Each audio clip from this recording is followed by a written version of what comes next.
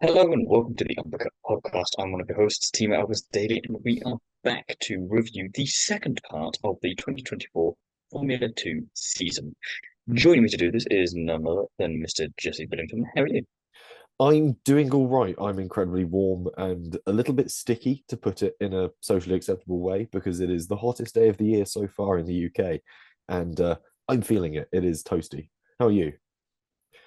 It is also very warm where I am, so this is not at all surprising, and we mercifully have fans and water at our disposal, which means we can talk about Formula 2 in relative comfort and hopefully won't melt by the end of this. Although I do think it appropriate that we have Barcelona as the first race that we're going to be looking at in a moment. But before we get to that, initial thoughts on this second part of the season. It's been the European leg, essentially Barcelona, Austria, Silverstone, Hungary, and of course, no, not Spa. Did we have? Oh, of course, yes, we did have Spa as well in there as well. So it's been probably the busiest part of the season for everything F1 and feeder series related, but we made it through. It's been quite interesting. I'm glad we took notes as the races went on because otherwise we'd be struggling to remember what happened in Barcelona. I know that for certain. Yes, yeah. It's been a flat out what, five races, six races or so, and they've been good. There's been some ups and downs included in there. There's been some fantastic wins, and just a lot really. And yeah, I think you're right in saying that. I'm glad we sort of made notes as we went along. I know that I chucked a few in here. I know that you've written a large part of them. They're pretty detailed, which I like to see. But yeah, it's been a good European leg of the season. We've still got Zandvoort for F2 and Monza, and then And obviously Baku and Baku if we come, Qatar and then yeah, and Abu Dhabi. It's yeah. the third leg. I'm not sure how we're splitting that or if we're just doing it all in one go, but it's a longer season and it does feel like it. But I think as much as it will be a bit of a sprint to the finish in some ways, it's not as intense as this European leg has been. And I think one of the things I've quite enjoyed about this year is the fact that last year it was very much a toss-up of who was going to be champion there. It was Vesti or Porsche. The previous year, Pukovic just ran away with it. Previous year, there was favourites there as well. This year, we've come into it. We've potentially had favourites, but in a little bit of the same way that Jack Doohan last year didn't have the season he wanted to. None of the drivers that we were expecting to be out there out front have been there. And you've had about six or seven other drivers coming into the fore instead, which I'm no way complaining about, but it's nice that we've had this come about and it looks like it's going a certain way at the moment, but with this many rounds left and this many races per round, I don't think we can call it just yet, which I quite enjoy. Whereas last year it was already very much it's one of these two and it's Mm. theirs to lose. Now it's kind of okay, it was Paul Aaron for a bit, now it's not. But that doesn't mean he can't get it back, or someone brand new can come into this Mm. and just absolutely storm past the rest of them. Well, I mean, for a bit it was Zane Maloney, and then it was Paul Aron, Hmm. and now it's been sort of Isaac Hadjar. No one's really had the lead of the championship for any more than four races at a time.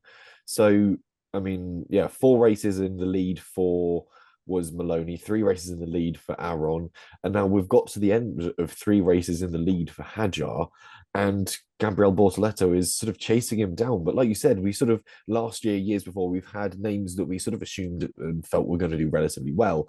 And sort of as I look through the order, you sort of get down to ignoring Maloney, you sort of get down to like P8 Hauger is sort of where you were expecting your championship More, drivers more, to more, be. more familiar names that we're used Yeah. to seeing because they've been around for a little bit. You're And kind of then your above second them, or third yeah. season drivers. Then P7 Antonelli, P6 Colapinto, P5 Crawford, P4 Maloney, P3 Aaron, P2 Bortoleto, P1 Hadjar. You look at the list of drivers above them and you go, where did you all come from? And the answer is largely Formula 3.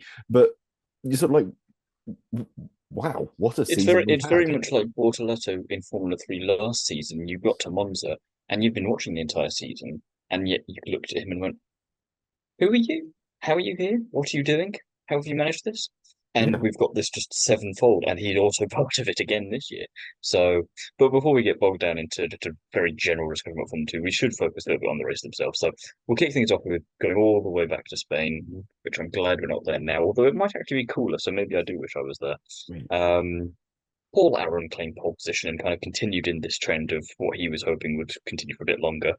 And in the sprint race, it really was a tale of two halves because we had quite a good sprint race, it felt like, because Spain is always one of these tracks where Formula One definitely doesn't always have the best time of it, it feels like, in terms of quality. And F2 and F3, if they can't quite manage it, then we know we're in a bit of trouble. But here we had a decent one, but post-race stuff messed that about. Victor Martins, he had a good race, which is just nice to be able to say. He took the lead from Kushmani straight away, dominated, went on to win. Miata as well, P2 on track. Unfortunately, he did immediately receive like 2 5-second time penalties, but it was just nice to see that pace there from him because he's a bit like Antonelli in the sense of he's not been to most of these circuits before. So the expectation that is on him is fairly on him, but also you've got to take these factors into consideration. Managed to keep P8 in the end, which is just about clinging on to the last point for a sprint race. I need to get the fastest lap. So, interestingly, as we were saying about circuits that you've not been to before, this was the first one all season long up to that point that he'd actually raced at before, and it showed. You're like, Mm. oh, I actually know where I'm going now. Pushmani then obviously got promoted up to P2 after a nice battle with him and Bortoletto. And then Aaron Correa and Crawford and Correa were kind of around the place as well. So it was really nice there.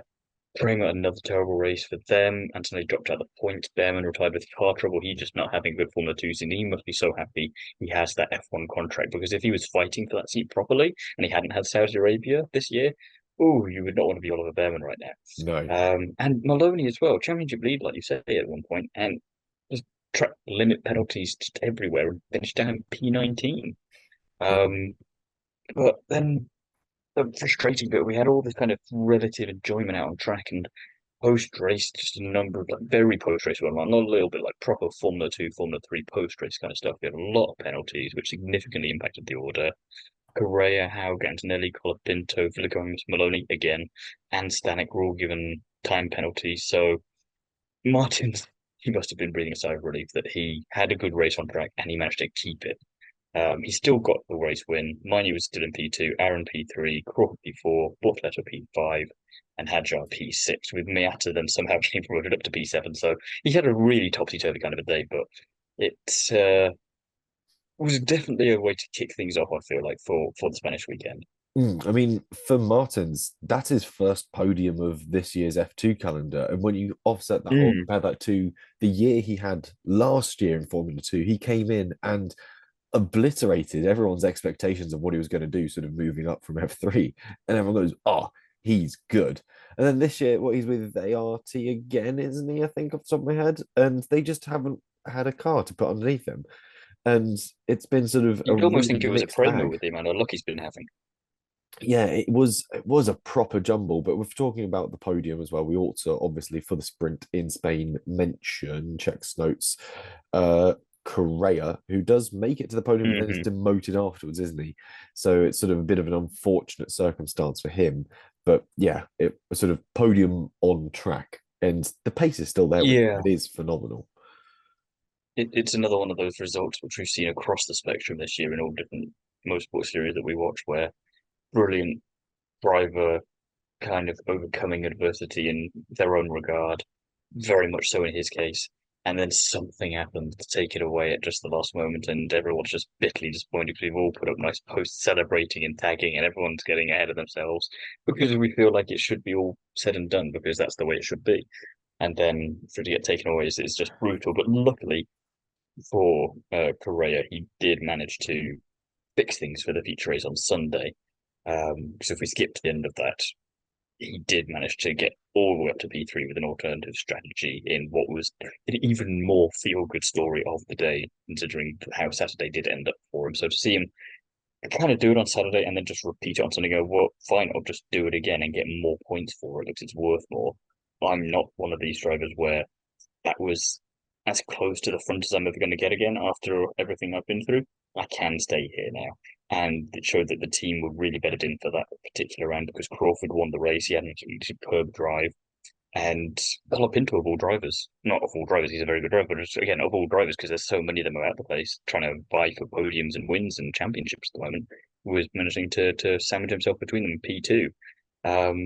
Again, a pretty solid feature race, if I remember correctly. I mean, I think it's still one of those ones where it wasn't necessarily knocking my socks off by normal Formula 2 standards, but it was no way disappointing. And I think that very much depends on who you support.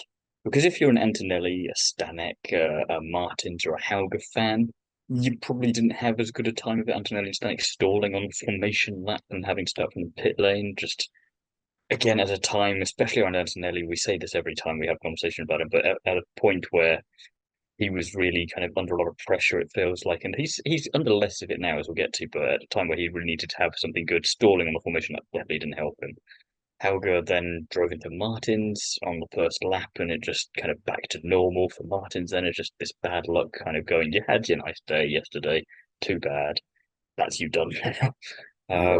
And then just a few other kind of bits of drama here and there. Cars going off in the gravel, cars dying on people, the safety car coming out, and Miney and Bortoletto doing the kind of the unwritten rule again at the end, making contact with each other and risking to compromise what was a very solid race for the team. I'm kind of glad that it wasn't too bad, I don't think, if I remember correctly, but it was just unnecessary. Yeah, And I think they got away with that. again, you're kind of glad that if you're Correa, you're ahead of that. Yeah, Miney Bortoletto still came home in the point sixth and 10th with that one, but it could have been one of those situations that was a lot worse. And equally, when you consider where you're expecting Invicta to be in the standings, coming into Spain, they were fifth, and coming out of it, they had just about a tight enough weekend to bump up a position as well. So there's a lot to play for, even if you're a constructor in F2. And this year, I think there's only been like 1 or 2 weekends where even the constructors order hasn't swapped around in F2, which is, in fact, correction, there has not been a weekend in F2 where the constructors order hasn't changed. I'm looking at the big graph now, and there is not a weekend where it's all straight lines. So yeah, it is testimony to how sort of chaotic this weekend or this season has been so far. But yeah, I think for Antonelli, not the start he would have wanted. For Stanek, I think was an unfortunate um, sort of reflection on maybe what we had said at the end of our sort of review of the first third of the season, when you said that any drivers that you wish bad luck upon. I jokingly said, I believe Stanek. And the Oh second dear, sort of we can blame you for that. Okay. yeah, the second leg of the Excellent. season did not go well, because I recall his Hungarian Grand Prix did not have a good result either. So If you're yeah, listening, Mr. Stenek, there's a man called Jesse Billington, and he is the one to blame for all of your misgivings in the past few months. Please write to him I and complain apologize accordingly. hugely. But yeah, it was a good F2 feature race. It wasn't the wildest one we've ever seen, but it was good by sort of the general measure of things, and sort of set us up nicely for the rest of the European leg as we sort of moved on to Austria, which was also a relatively toasty round. It was a fairly sunny weekend in Austria, and Dennis Hauger slapped it onto pole position, which was a bit of a change. I don't think he had pole yet that season either. Let's check check the notes. Hauger qualifying fifth, seventh, pole in Australia, and then pole again in Austria. So yeah, only the second time he's stuck it on the front row, and he's a driver that we've been In theory, touting for a then championship. Azerbaijan pole position for him there in Abu Dhabi.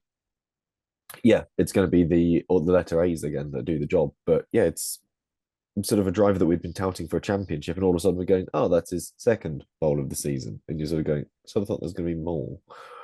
It just shows the curious nature of the feeder series together, where he absolutely knocked our socks off. I'm going to say it a second time in this podcast in Formula 3 when he was there. You were looking at him going, that's Max Verstappen. That's Oscar Piastri. And it just shows the vast difference between F3 and F2. I mean, you take Kushmini as the other obvious example we like to go back to, where he was absolutely nowhere in Formula 3, but he came into Formula 2 last year, and we were all humbled incredibly quickly when Yeah, he just kind of blitzed everyone's expectations. And this is Dennis Hauger's third season now, and I can't believe that we're looking at him going, if he's not there next year, I don't know where he's going. It's nowhere really obvious. It's going to be, and you hate to like, relegate him to something like endurance championships because there's absolutely nothing wrong with them, but it just seems the trajectory he looked so set to be on is absolutely nowhere now. And when you look at the drivers that were already struggling to put on the F1 grid, as we'll get to, it's mad that he's not even part of the conversation that you look at for someone like Red Bull. mm, So for him to get pole position, at least it's another way for him to prove he's still there. But again, he would have probably preferred to do that in a different way. Um, and yeah, just didn't.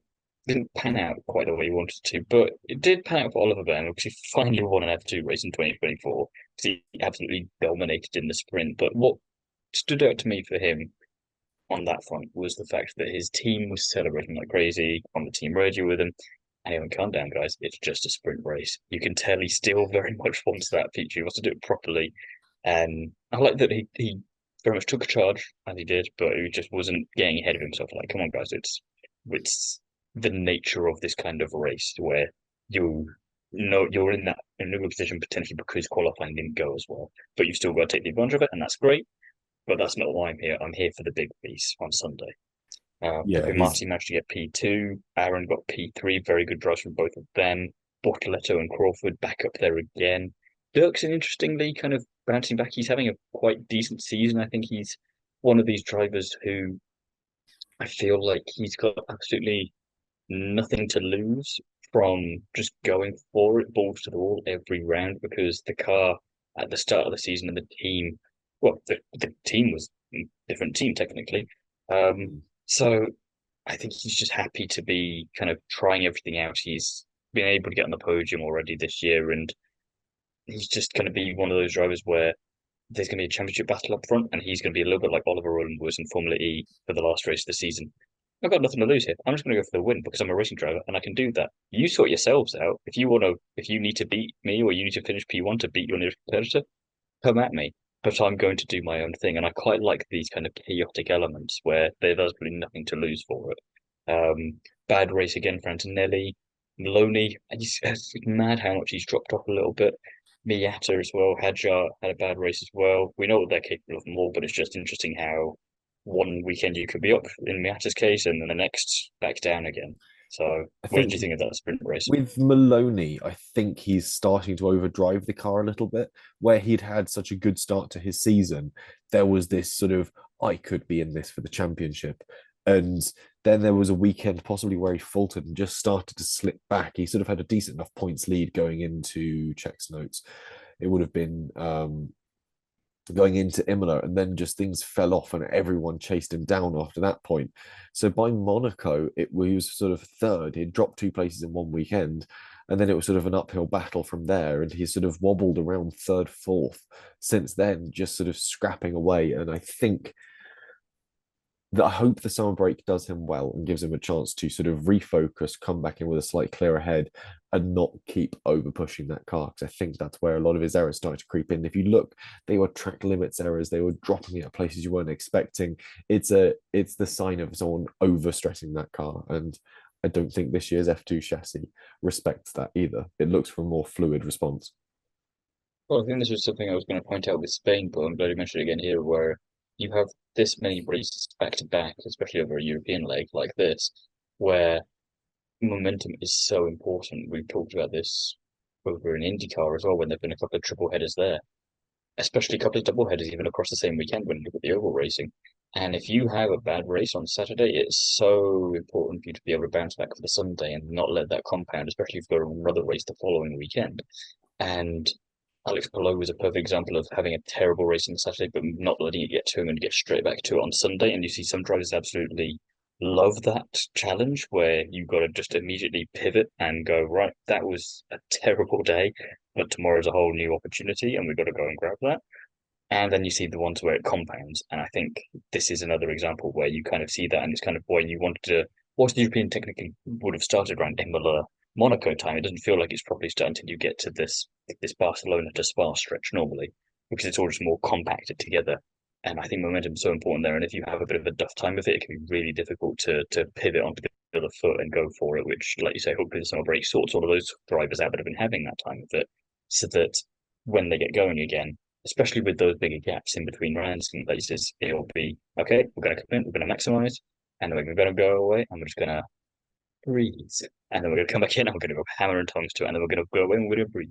Whereas there's just no chance, and you've either got to thrive under that kind of pressure or you slip down the order a little bit. Mm. And we get to the feature race, and yeah, spoilers, Hauger did not win. Unfortunately, from pole. Bortoleto took that win. I think Hauger, did he have car trouble, if I'm remembering correctly? It was kind of brutally taken away from him that way. I can't remember off the top of my head. Let's see what the numbers tell me and go from there. Hauger comes across the line 12th, so would have really Oh, slicked down the possibly not then. rankings a little bit then. Possibly also a bad strategy, as I know it was a weekend that was hugely dependent on getting the right tyres on at the right time. Because while you can overtake around Austria, it's also relatively high deg and was quite high temperature that weekend. So it was sort of scrubbing the cars a lot quicker than I think teams were anticipating and could have just been on the back foot when it came to getting that stop right. Fair enough then. I'm just used to drivers in pole being given a car then that decides you're in a great position right now. I'm going to die on you. Yeah, So I'm glad that it wasn't the case in this instance. he But didn't get Bortoleto knacker taking the chromed. win. Yes, yeah, quite. He became 12th different driver to win a race in the 14 races that have occurred so far this season. I know that F1's really happy with itself with the number it's getting up to, but that is insane. Yeah, it's the testament to F2 just being as sort of wild and crazy as it is, and so deeply enjoyable when it does those things that showcases the bits of talent. And you have those upside down races where it just shakes up the field so brilliantly. And Bortoletto just sort of having the cool, calm head to sort of go, yep, know what I'm doing here, just pick my way through this one, make it work, stick it on the podium, boom. And yeah, that's what you want to see if you're McLaren and you're backing this kid. You want to see Mhm. him sort of going, okay, it's a crazy one. We'll just work our way through. We'll make this work. Other people are having issues. Just keep it together. Don't succumb to the pressure from the guys behind. And succumbing to the pressure from the guys behind this season is huge because you've got Hajar and you've got Aaron absolutely in sort of tight as anything, scrapping away behind you. The last thing you want to do is get drawn into that. And the best thing you can do is if you're stuck behind them, is let them get drawn into each other and then make your way past. And this season, there has been so much of that careful, considered racing where other drivers are looking at what the field's doing around them. And that's starting for me to mark out the real drivers to watch as the ones that are reading the circuit and the action around them. No, definitely. And Colapinto again, another impressive P2 from him. Hadjar in P3, we'll get to him in a second because that was amusing. Fittipaldi, P4, another good result for him, but he needs to be more consistent. I've said this in part one of our review for the Formula 2 this season, where I put him as my spinner because for the name, for the talent, for the good driver that we know he can be, it's just not there consistently enough. So it was nice to see that, but I think this may be the most I talk about him all podcast, unfortunately. Aaron in P5, Dirksen and Barnard in P6 and P8, respectively, giving AX their best performance to date and the team's best performance since 2020. So whatever they're doing over there, it's going well. They're having But such a the good little most, season, both the yeah, drivers it's and the kind of team. their Formula 2's hat, it feels like. It's Yeah, just, I don't want you to change anything too much now because everything's going all right for you. And oh no, you've signed two new drivers. yeah, Damn it. everything is coming up Millhouse Um, for these guys. yeah, but this was where an interesting conversation point gets to be brought back up again because had Javi Marty on the team radio towards the end of the race, it was absolutely popcorn worthy, but it did bring up it does kind of beg the question once again of how much control do F2 teams actually have over their own drivers because not very much really is the short version because they're all out for themselves and there's not going to be too much working together because whilst there is obviously the benefit of showing that you can be a team player, Hmm. if that's going to be what costs you an F1 seat and the guy that gets it instead is the guy that you are being team player for, you're going to be very mad at yourself. And I mean, we know what Hadjar's like on the radio. Marty, it was kind of nice to see that side of him because I don't feel like we get to see it all that often. Nowhere near as much as Hadjar anyway. He can Hmm. go back to Monaco. And it just, I just want to find a team principal or a strategist in F2 to have that conversation with to go, when this happens, what do you do? Because what do you tell them? How do you try and control that situation? Do you like, you can't just go, I'm going to get you a nice sweet later if you do this for us. Just please do it. Do you beg? What do you do? You know, it's kind of like it's their Hmm. future on the line. They're using you as a stepping stone to potentially get to F1, and it's cutthroat enough as it is. So if it's and especially this would have been bad enough if it was kind of worse in some ways if it was P4 or P5 they were fighting over, but it was a podium position as well. Hmm. So as much as I kind of wish they'd both just shut up and get on with the racing. Um, And they did to an extent, but it just kind of was marred by this amusing team radio barrage that just kept going on and on and on. I think it's also driven by essentially the fact that these drivers are paying to be there as well. If you're paying for Mm, a service, you're paying for your seat, you want to absolutely maximize what you're getting for your money. And the last thing you want is someone else to be getting more than you. Depends. We don't know how much the two drivers' seats have essentially been costed to each other at, but there is obviously going to be a sort of priority the team puts together based on sort of drivers and value and worth. And it's one of those interesting things because F2 is a pay to play sport more so than F1 is. You sort of think, oh, we say it's pay to play. Obviously, you have drivers that are heavily sponsored and therefore they aren't paying mm. in the same way that some are. But at the end of the day, to be an F2, you've got to stump up the cash to do it, be that by finding your own sponsors or being supported by a team or simply just having a big wallet. It's one of those things. And that sort of led to the interesting thing of Hajar Marty as well is, yeah, they're two great drivers. They're coming together on track and sort of having it, duking it out. But at the same time, as a team, you want the most points. But you've also got to respect what each driver wants, which is also the most points for them. You've just got to try and find the amicable way of sorting it out. And kind of foreboding rather of McLaren when they got to Hungary and sort of going, which way around Yeah. should we swing this? Yeah, it's an interesting Well, debacle to be in. it's the strategy you would love to do because it requires very little effort. It's just hope that sooner rather than later, one of the drivers just proves themselves to be better than the other, and it sorts itself out that way, which they sort of have had now with Hadjar. But Mm. like you say with McLaren, it's less obvious. But that's fun for another time on a different section of this podcast. But we'll move into to Silverstone because that was where Hadjar did get his first pole position in Formula Two, and yeah, the sprint race was it was a bit disappointing, really. I think, wasn't it, on the whole? Wasn't the best. 3 laps into the race before a VSC was brought out, then some more action before the safety car came out. Bortoleto made a fantastic overtake into Maggots on the outside, proper balls to the wall stuff. Zach And you O'Sullivan, could just about make it out as well because of the spray. yes, yeah, it was phenomenally wet. Zach O'Sullivan also seemed quite at home at first in the wet conditions as he really made his way through the field. Then, of course, red flag came out on lap 5. The race was resumed. We saw some more great wet weather action before Hadjar took himself out and Marty drove into the back of Aaron, taking them out of the race as well. So a bit of an unfortunate racing incident, especially when we've got 3 of the highest flying drivers in the season now Hmm. in the kitty litter. Behrman DNF'd elsewhere. Martins O'Sullivan had a minor coming together, which took them both out of the sprint race as well. In the end, after a very stop-starty race, Antonelli was somehow able to win a race in Formula 2, converting that reverse pole into a sprint race win. Just clinging on for dear life, really.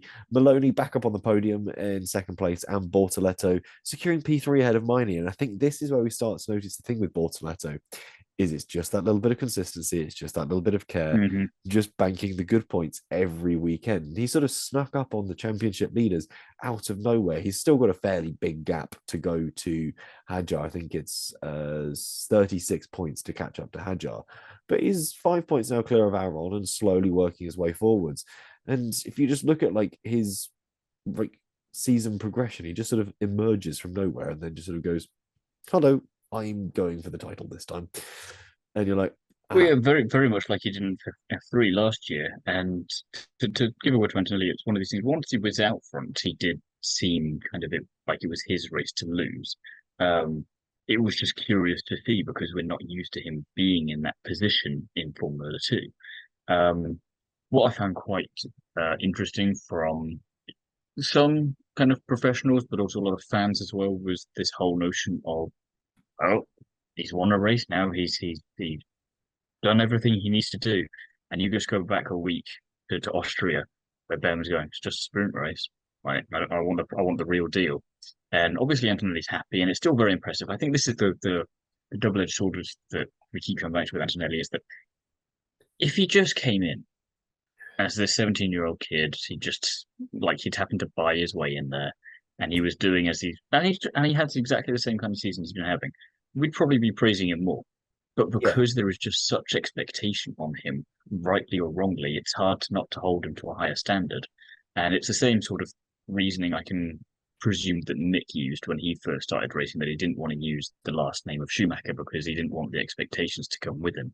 Um, and I think sometimes you can obviously thrive better under that kind of pressure, but I'm not sure. Antonelli, he seems, he was saying the other day that he's quite happy with how he's been doing.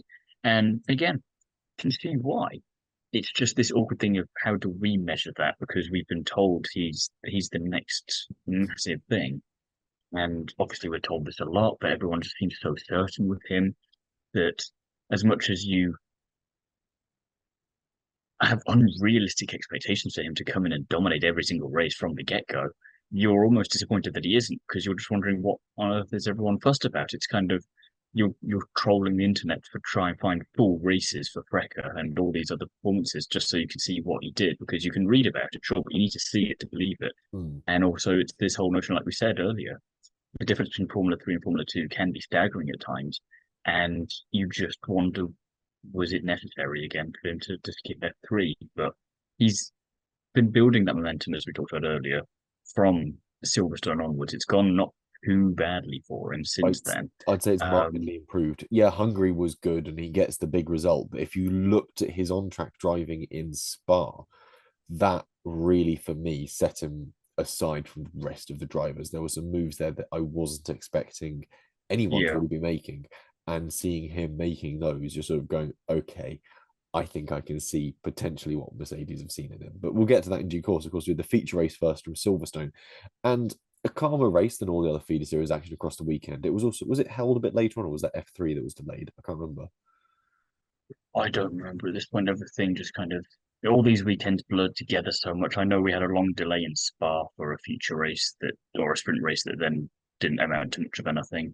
Yeah, it was Um, Spa I might have been thinking of. so I think that might be what you're thinking of there. Silverstone, It I might have think, been the was F3 on the normal-ish. Saturday. It might have been the F3 on the Saturday at Silverstone that I was thinking of. But either way, calmer race and all the other action across the weekend. Hajar won, thanks very much to a 5-second penalty being awarded to Crawford for an unsafe release involving Maloney, which sort of robbed us of a proper fight for the win. They were both up there, but at that point, it was sort of a dead cert. There was no way that Crawford was going to be able to open up the gap if he got through. So it was sort of a bit of an unfair one, really. Crawford dropped P3 with the penalties. Maloney collected P2 for himself. So still got on the podium. It's a decent reflection of his actions. Two different strategies, usually at playing Formula 2, once again provided an interesting dynamic to the race as well. But it didn't feel like there was much else going on.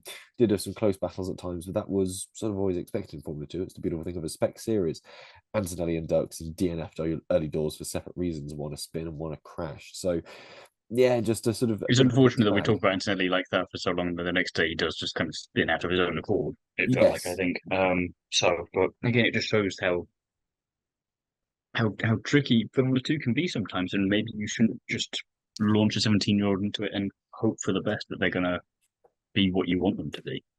Yeah, it's sort of one of those interesting things of the F2 is so tight and demanding and close, and also it is a sport and a series that can be incredibly recalcitrant at times. That when the sport does not want you to have a good day, you almost feel it as sort of an aura or an omen that it's just not going to go Or if your you're way. Victor Martins, you're just not going to have a good season. No, But I think no. who was it? Sorry, Crawford, the unsafe release. It does again bring up that question. We're not going to go into too much now, but that question again of what do you punish the driver for? What do you punish the team for? Because the driver got to trust the team for it, and if he'd seen what we could all see, he wouldn't have let himself out. It would have like it's not going to happen. So it's a shame when the driver costs us something that the team is responsible for. And I know it brings back the whole argument of you win and lose as a team, but and maybe it's me still looking at Spa and George Russell and being frustrated for him over in Formula One, but it's one of these things that just does irk you every now and again, especially when you have a race like this where it's not been the most interesting anyway, and the one place where it could have been a bit dicier suddenly becomes null and void. Yeah, it's then I think at some point the sport's going to have to find a way of doing something that impacts the team regardless of impacting the driver, because especially if you're, I don't know, Richard Verschoor, that's going to be getting a bit grating now. And I think we'll get to that now, actually, I think, as we dive into Budapest. Paul Aron claims pole position, really nice little qualifying session from him. And then we jump into the sprint race where Miney P1, Martins P2, and Hajar P3 is the results recorded. But of course, it was different on the road once again. Yeah, this was very much a case of me catching up on this and getting the results down. So I saw what was happening. I think this was the same weekend I was in London for the Formula E, so it was very much to try and grow eyes out of my head in different directions at all times of day to pay attention to things. And uh, unfortunately, I didn't. I got to see the ultimate result and was not too annoyed at it. The annoyance came later. Yeah, You can perhaps dive a bit more into that in a it second, but was. it's again Yeah, interesting that Behrman, Maloney, Antonelli, and Bortoleto, all of these top drivers, essentially, all out of the points. yeah, it was just a bit of a chaotic one on the Saturday, and it was incredibly hot on the Saturday. I'll give it credit where it's due. It was absolutely roasting in Hungary on that day. So I think tires were just cooking through a lot quicker than people were expecting for a sprint race, where you've not got that pit stop in there. You're expecting to go all the way one stop on one set of tires, and it just wasn't working out. I think the way some drivers were expecting to, and that sort of shook things up a bit again, which worked out for, let's say, the slightly more experienced drivers, certainly in the form of Richard Verschoor, Dennis Hauger, Victor Martins, that had done a bit of racing before and had experienced those sort of strange conditions that really just baked your tyres. And that's how you saw them rise to the top. Obviously, Verschoor disqualified for a plank wear on his car, essentially thinner than permitting in regulations. So mine inherits the win. Hadjar inherited the fastest lap point that was also originally awarded to Verschoor too. So yeah, it was one of those sort of races that was just a bit shaken up by, I think, the sort of high heat conditions, the demands of that circuit as well. These F2 cars are a little bit bigger, and yeah, Hungary is a tight circuit. So all of a sudden, the fatter F2 cars have just lost a little bit of their overtaking opportunities around what's actually still a very fun circuit. But yeah, that didn't mean that they weren't really scrapping away for things. And I think there were some decent performances through the rest of the field as well. Like you look at the drive from Rotoma Miata started P18 and came across the line Hmm. P12. Really quite a fantastic result, one that's quite easy to overlook because he came so far back from the points because it's a sprint race, the points are two further ahead than it would have been otherwise. So some really good action, relatively close at points as well. You look at the timing spacing between some of the drivers as they come through. Certainly Maloney hunting down Miata. Maloney as well, starting from the pit lane. It seems that the further back you started, the slightly better result you had. The same for Jack Crawford, P22 on the grid, P9 at the checker flag. So yeah, a bit of a Agonizingly close, but again, just close but no cigar, unfortunately for him. yeah, very much a sort of a scrappy one there. But yeah, we then move I obviously into think the you're right feature. though in the feature race though. I think you'll have the details of this, I think possibly because I can't remember the threads of my head, but you're saying about earlier which drivers you're seeing kind of be ballsier with their moves and who's more willing to go for it and kind of not necessarily play the team game, but risk it because they know that they've paid to play, as you say. And there were a couple of drivers who I'm going to think who it was now, but diving into turn three, I think it is, that hairpin, and just cooking it a bit too soon, and it just absolutely spinning them out of things, and it just didn't work out. But it's kind of as much as it was frustrating to see, I appreciated the attempt that was made there because it just showed that they were hungry and they wanted it, and ultimately reminds everyone that these are counted as the stars of tomorrow, but they are no way ready for it just yet. That's a reason it's not today. Yeah, I think the crash you're referring to is possibly the one between Maloney and Aaron, which was just as you come down the hill after you've done turn one, the slight sort of right of turn Hmm, two, and then you get on the brakes for the sort of that'd be the double one. back on yourself left. And yeah, I think they were having a great scrap, to be fair, but just overcooked it and wallop into the wall. Um, yeah, wasn't a great time for Amory Cordeal is actually the person whom I wished bad luck upon at the end of our last review. And sure enough, that paid dividends when he came up to, I think it was about turn six, turn seven, just at the top of the hill. And yeah, it obviously had a bit of a swapper on, didn't quite catch it, walked in wide and just clattered into the barriers there. So also out of the race, 22 laps in, no points for him. But again, it was a bit of a shaken up field, especially as you look further down it. You've got Miata again, P8, really good driver from P18 on the grid. Taylor Barnard up from P17. Rafael Villagomez as well, sort of occasionally just nipping away at the points. And it's just one of those drivers you sort of go, oh yeah, I forget you're in this series and not doing terribly. So yeah, I think all around it was an interesting feature race. And again, Fittipaldi working his way up into the meteor section of the points is not the consistency you want to see from him. You wanted him to be up there a lot more regularly. Hmm. And then at Well, the I'm glad top of he's the, listening at least. he's putting some effort in. And then at the top of the leaderboard for that race, Richard Vershaw back on the podium and held on to it this time, crucially. Most Victor importantly, Martins, a well-earned podium finish, P2. And then Antonelli proving what he's made of with the win of the fastest lap. And it was a very it distinguished drive felt from much him. more what we wanted. I mean, it's kind of what we now want from Piastri, but there's less pressure on him because we obviously know the driver he is. It's kind of you've had that sprint win in Qatar, you've had that Grand Prix win in Budapest itself, but we need that win where it feels like it's proper. You know, it's not Yeah. as fun as the George Russell podium was for Williams and Spa. You know, when you got to Sao Paulo in Brazil, that was proper. Yeah. And then we had Antonelli had the sprint race in Silverstone. Fair play, you got to do what you got to do, but it still felt like it was just you don't want to say a one-off, but it gives you that sort of thing. You need to see it done in the feature. You need to see it done properly. You need to see him doing some masterful driving, which he did do in that race. I will give credit where it's due. And it was his race to lose, and he did not lose it. He did what we've been kind of poking him to do all season long, and he went and did it. Yeah, he sort of proved the haters to sort of use that phrase. He sort of proved exactly why he is where he is and what he's doing right now is the correct thing for him to be doing this sort of way. So it was the performance that I think he needed, and also the performance that Prema as a team needed, just to prove, okay, we're making steps in the right direction. Here's what we did to the car this weekend. Here's what worked. Here's what we can take from that and move forwards. And I think it was a useful weekend for them as a team to sort of go, okay, I think we know what we're doing a bit more now.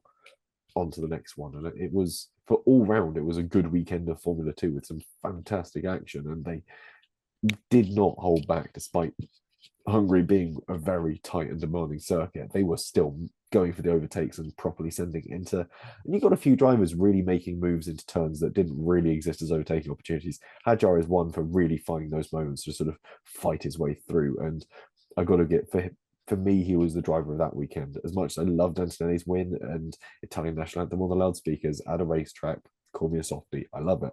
But Hadjar's ability to try and make passes on people, regardless of what corner they're coming up to, was phenomenal. Quick side note there, talking about national anthems getting played out loud and just getting the satisfaction from which ones we know we're going to just for some reason enjoy more than others. Getting British, German, and Japanese all in one go was quite a fun combination that I don't think happens too often. And when that happened during one of the races, I can't remember which one now for Formula E, it was again this kind of weird satisfaction.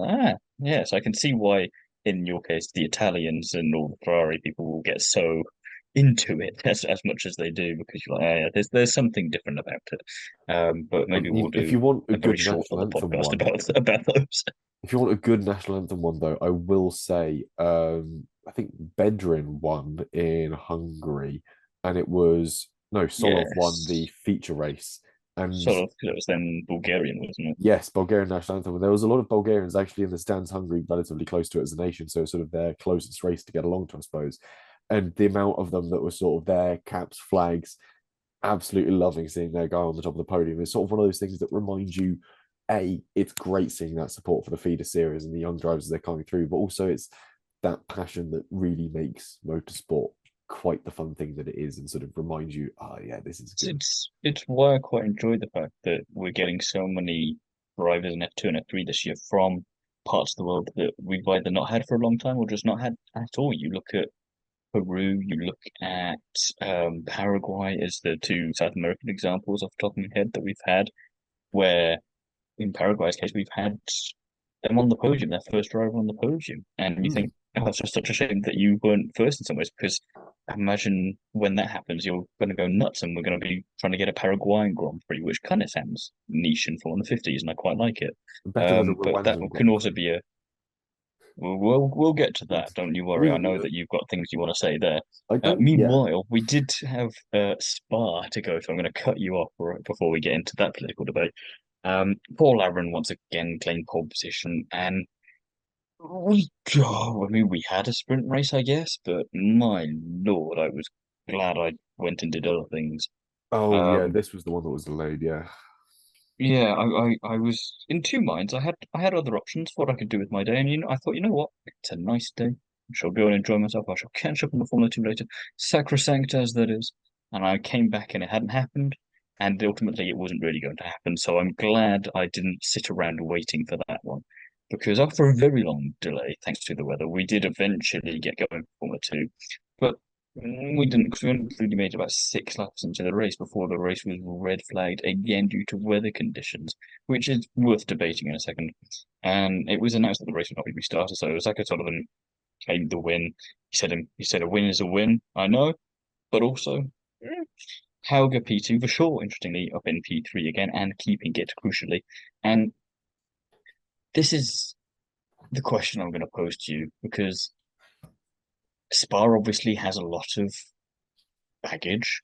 It's going to be the polite word we can put there. Yeah. Um, which through no fault of its own, really. It's had that for decades. You look back far enough, it's not new.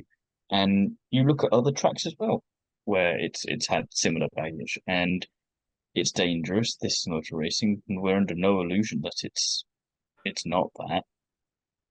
But the drivers they have to learn how to drive in these conditions. And they have to learn in places like Spa, like Silverstone, where it is a bit riskier and I'll probably get in trouble for saying this if someone decides to listen to this at some point, and no matter how far in the future when I've forgotten I've done this, but it is this whole thing of just drive a little slower if you're not happy with it. It's no one's forcing you into it. You're all there voluntarily to get into the car and drive.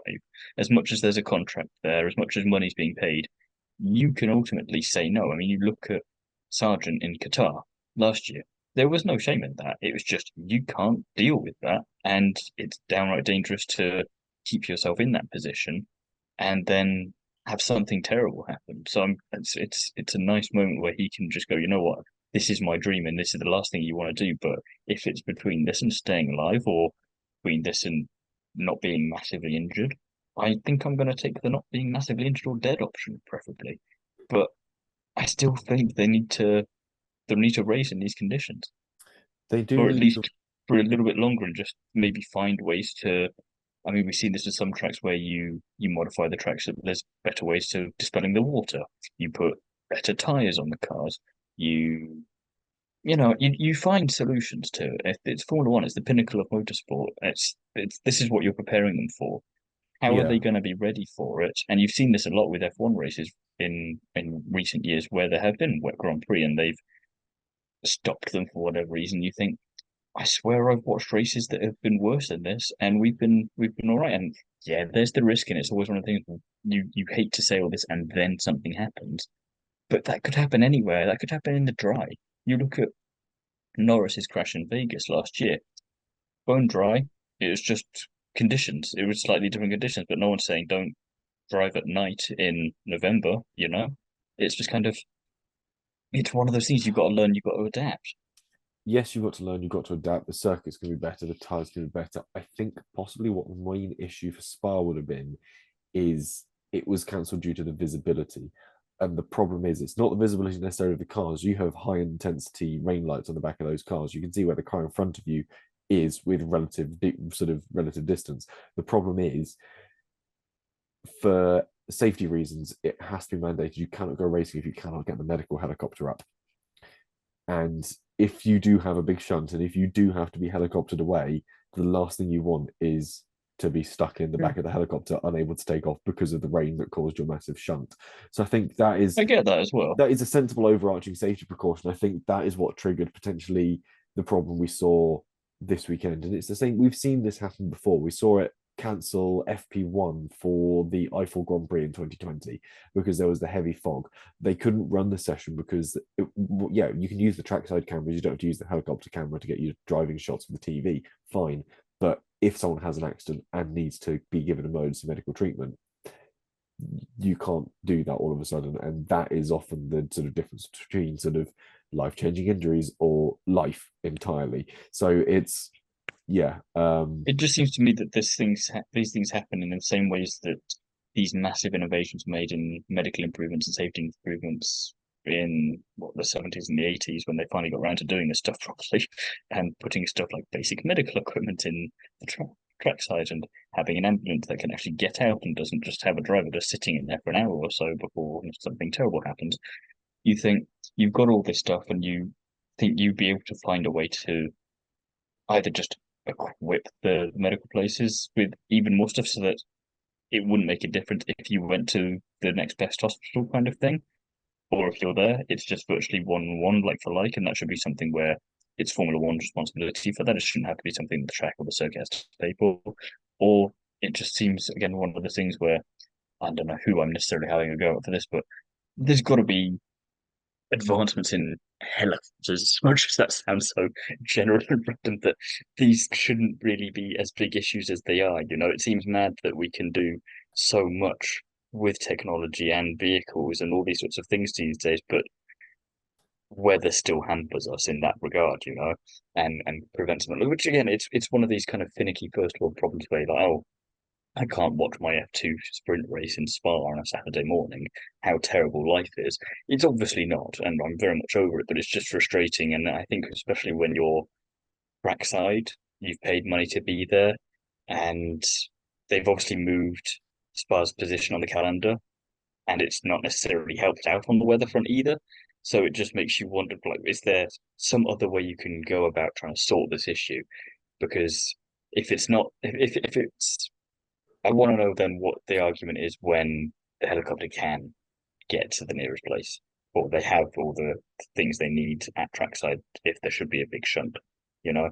Then it's the whole argument I was making before of they need to learn how to deal with these conditions at some point, and it just feels like that comes across more as the reason, like they're trying to not hamper drivers from having that, but it kind of seems like they're more worried about these things happening, but it doesn't come across in the way that it feels like it should, like you say.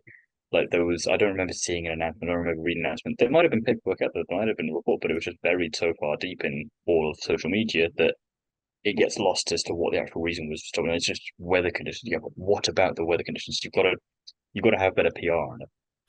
yeah, I think better communication around sort of why things are sort of being cancelled or disallowed or we're not running things would go a long way to solving those issues. But regardless, we eventually moved on from the sort of Got non-existent. more after a sprint race than I thought we were going to. Yes, yeah, for a sprint race that didn't happen, we got a fair amount of that one. But when it comes to the feature race, we got a lot better actually, and very aggressive and action-packed from the opening lap. Behrman and Marty came together, woeful weekend for the latter, really, after also retiring from a 5-lap sprint. Mm. But yeah, they clattered into the wall at turn one. Very interesting collision. One just Before turn one. before turn before turn one It's even. They just sort impressive. of one didn't see t'other, and net result was big whoopsie. Um, so yeah, it was a very interesting one there. And then, of course, as the race progressed, Colapinto came to a halt just after the Kemmel Straight. Vashaw ran wide not long after as a fierce battle sort of happened all over the place. And then, much like F3, we got a quarter of a lap done at the restart before the next incident. And this was Villa Gomez having a simply enormous accident, skittering across the gravel at, what is that? That's Lecom, isn't it? And then collecting Martins just as he sort of bounces across the track. And yeah, really unfortunate. Martin's just sitting there going, of course it's me. Of course, it's God's me. sake. If I didn't have any luck, if I didn't have any bad luck, I'd have no luck at all. That was old sort of commentator's adage. And so that put them both out of the race with a good shunt into the barriers. Fittipaldi then retired after stalling in the pits during his stop, and the team just couldn't get that car going, which again feels me like a Mechachrome issue. And then the three-way fight for the lead soon became a straight fight between Hajar and Bortoletto. Aaron just didn't have the tyres to keep up with them, and then the engine started going as well. So he sort of had to properly limp it home. And yeah, I think he did get a DNF off that one in the end, which was yeah, not the result he wanted. No, he did. I was looking at the sprint there. Yeah, no, he did. Came home one lap down, so he was classified as a retirement, not a DNF. Um, yeah, not the I result mean, he really I wanted. don't think you're going to be too happy with the Either of splitting them hairs really. difference Yeah, there, are you? You're him. especially when Hajar crosses the line P1, Bortoleto P2, and Crawford P3. Crawford having a decent turnaround of his season through this middle half as well, banging in a lot of really solid points, Jackie Moon. So, yeah, can't complain about his season so far. No, it was a nice way to round things off for this leg of the season, and I'm glad we got a proper race going on the Sunday for the feature race. And that first lap just felt like all of the frustration of not being able to go racing properly on the Saturday just came out as they all just decided to just absolutely launch it, and they all knew that we get to have a break after this for a bit. Let's make it a good one. And yeah, Hadjar now he's got a comfortable little lead in the standings, but he said he's not going to rely on it because he knows that one bad round is all you need. And despite the fact that there's not many rounds left, there's still enough for him to lose it. So it's going to be interesting to see how he handles that pressure moving forward. But you mentioned Crawford does segue us nicely into our winners and spinners because I don't want to go with the obvious option, which perhaps you will. We'll find out. But I thought I could try and find someone who's been flying under the radar a little bit. And that's exactly what Jack Crawford has been doing. He's been a little under the radar and less obvious, but I still think deserving of winner status for this part of the season. He won the Spanish feature race, was on the podium with a P3 in Silverstone and Spa, and only finished outside the points twice since he DNF'd from Monaco. And we're saying about consistency, we're saying about momentum earlier. It's not a bad amount of both. No, it's just a really good turnaround from him. And again, if I sort of I've pulled up my big chart as I love to do and have a look to see where he sort of comes from. And the answer is he just sort of comes from nowhere, really. He sort of comes out of Bahrain a little bit sort of down in the sort of muddling pack of points, and then just sort of is stuck in a huge scrap all the way through until we sort of get to Hungary, where he just starts to emerge on top, just tying 1 point behind Antonelli after Hungary, and then just sort of leaps forward with a fantastic result coming out of the Spa weekend and just goes, yep, 100 points. I am now chasing down the guy who we thought was going to run away with this, Maloney on 111. So it's a good shout, and I don't have a counter to it. I don't have an argument against it. It's just a solid pick. I mean, for me though, my winner so far has got to be Gabriel Bortoleto. Just such an incredible season of consistency. 129 points. He's pulled clear of Aaron by 5. He's chasing down Hadjar. It's an interesting argument, the fact that he's just sort of had this race or this season of incredible consistency that's just drawn him into this title fight sort of quite quietly. And now all of a sudden he sort of knows what he's doing. He's confident with the car. He's confident with the circuits. And now he sort of knows where he stands. He can really shout about himself without having to worry about looking like a bit of a plum for it in the sort of the inverse of Maloney, who everyone heralded as being this sort of absolute firecracker as the season opened, and then everyone going, well, where's he gone? We've sort of had the inverse with Bortoleto, and it's exciting to watch. And I'm curious to find out what's going to happen for the remaining, what, 4 or 5 rounds? Hmm. So, flip side of that then for you, who's been a spinner for you in this particular season? Let me check who I mean, you've written potentially Zay down. Maloney. Oh, potentially Zane Maloney. No, I think I'm going to agree with something you said earlier on as well, actually, about Fittipaldi, because we just haven't seen. This is the inverse to my argument for Bortoleto is it's the consistency, and we haven't had that Yeah, with it's been Fittipaldi. consistently not great. Consistently not great with moments of like, oh, there you are again, and then oh, where's he gone?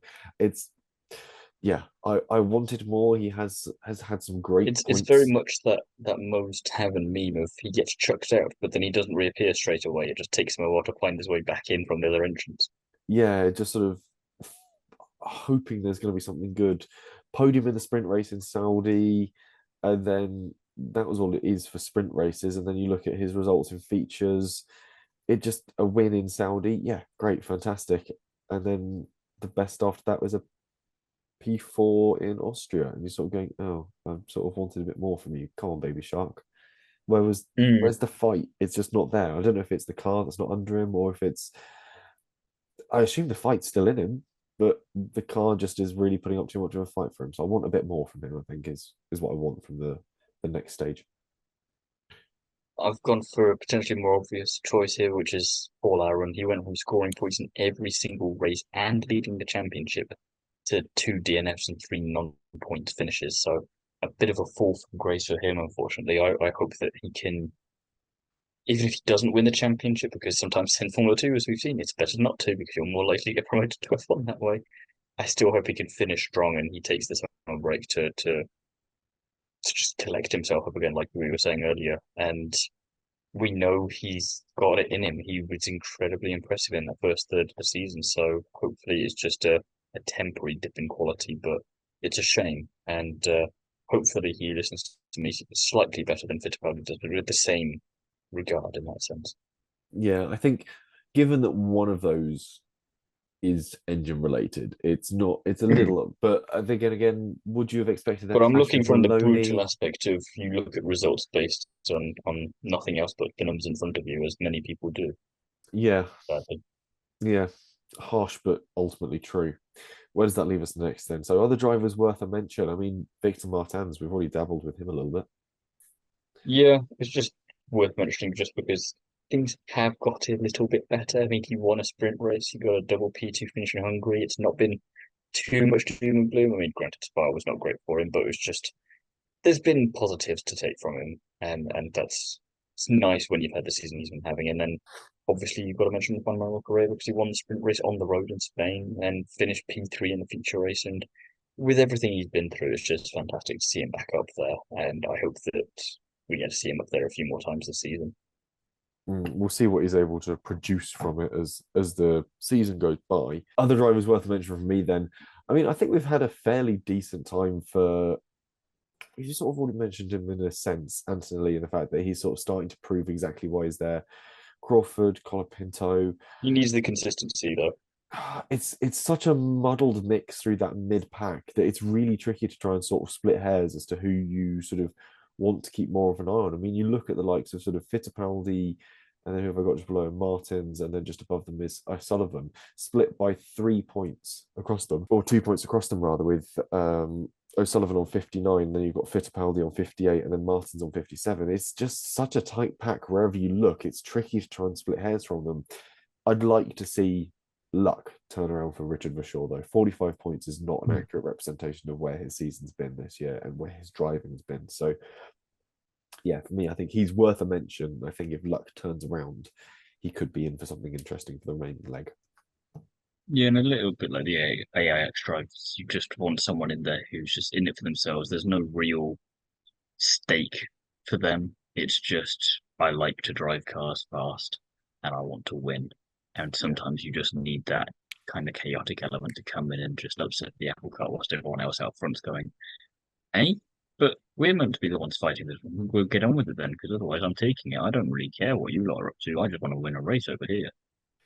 Yeah, it's certainly an interesting one. But with the drivers covered over, we'll have a quick look at the standings where Hadjar currently leads 165 points, Bortoleto 129, Aaron 124 in the top three. Zane Maloney still clinging on 111 in P4 and Crawford 100 points in P5, which is sort of a bit of a surprise that he's there. You'd sort of expected other drivers, but he's earned it. He's there. With the teams, Mm-hmm. Invicta and Campos tied on 203 points. Technically, I believe, checks notes again. It's Campos leading because most wins overall, something led by Hadjar. MP 179 points in P3, High Tech P4 153 points, and Rodin 140. But all the teams seem to be doing relatively well. I mean, even when it comes down to the bottom end of the Yeah, points, PHM on 43, Trident 59, VAR 67. So it's not like anyone's completely run away with things. And then, yeah, ART 116, Prema 121. And then we get to Dams 131 before you join the top five. So it's it chaotic. does show how competitive it's been this season, and with the new cars and everything, it's nice that we've had that. And as I was saying earlier, at one point, 12 different winners in 14 races just shows that it's whatever their aim was. If the aim was to make it more competitive, it's worked pretty much, and it just kind of it shows which drivers then are more impressive, and also just goes to show that you can be really impressive in parts of the season, but that's not guaranteed that you're going to do well. It's probably why Hadjar's not counting his chickens just yet because he knows, like, I've seen this with Aaron, I've seen this with Maloney. I'm the next one. I can't bank on it being third time lucky. I've got to just keep working hard. Otherwise, I'll become, well, it's very hard, but as irrelevant as Helga. Yeah, he'll become the third person to have led this championship, but doesn't necessarily mean he's going to be the one that wins it Mm. either.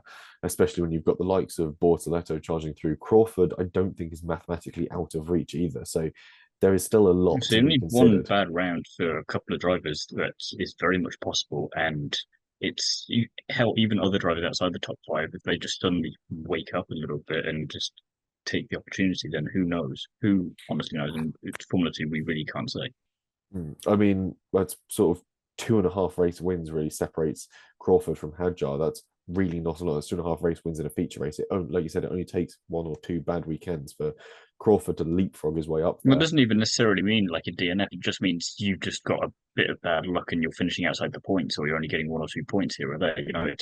You see this all the time with Ben and Antonelli, and they're both race winners this year. Yeah, so it could happen. It is still worth remembering and considering. So I think that's all we've got time for really on this week's episode. We've had a good look through the middle stage of this year's F2 campaign. And Yeah, obviously, whistle stop tour through Europe, and then we're back off to.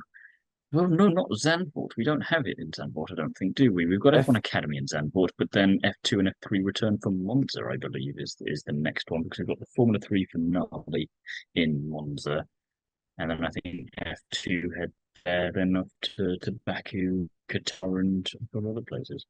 yeah, quite possibly. Because yeah, F1 Academy is definitely in Zandvoort. I I was suppose. speaking to Hamda Alkabasi about it, and she'd been watching British F4, which had been over there, and enjoying it as a interesting location of racing with some chaotic action. But still, make sure you've obviously liked, commented, subscribed, and got notifications turned on so you don't miss any of our Formula One or feeder series content as the feeder series campaigns rumble on. Timo, in the meantime, where can people find you? You can find me just about gosh darn everywhere, I think. I mean, I was asked this question earlier and I said the easiest way to find me is go on my Instagram, go on social media because it's all there. So t.albers.daily.on the Kerbs. You will find everything Formula One, feeder series, IndyCar, Nitro Crossing, everything else under the sun will be there for you to look at in your own time. What about yourself? You can find me on Instagram, Twitter, and TikTok as at Jesse on Cars. And of course, you can find me writing for Classic Car Weekly. Our latest issue is out hopefully about the same time this episode goes live. It is our big speed special summer issue, looking at some of the fastest classic cars out there on the market and some of the interesting histories of speed that we can concoct. So an interesting one to pick up and put together. I interviewed Tiffany Dell in it as well, so a lot to enjoy. Otherwise, of course, we'll be back with the F1 calendar when it returns in Zandvoort. So there'll be a preview of that coming out soon. In the meantime, enjoy the rest of the summer break and we'll see you soon.